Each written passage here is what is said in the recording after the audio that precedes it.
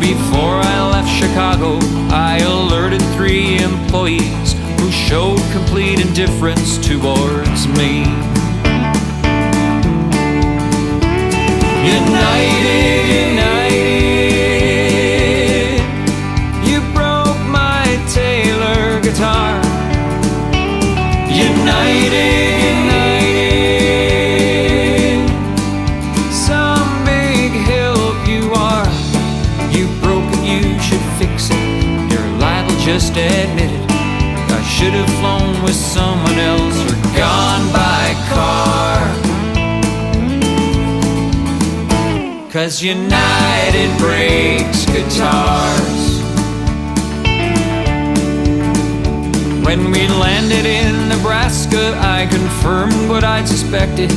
My Taylor'd been the victim of a vicious act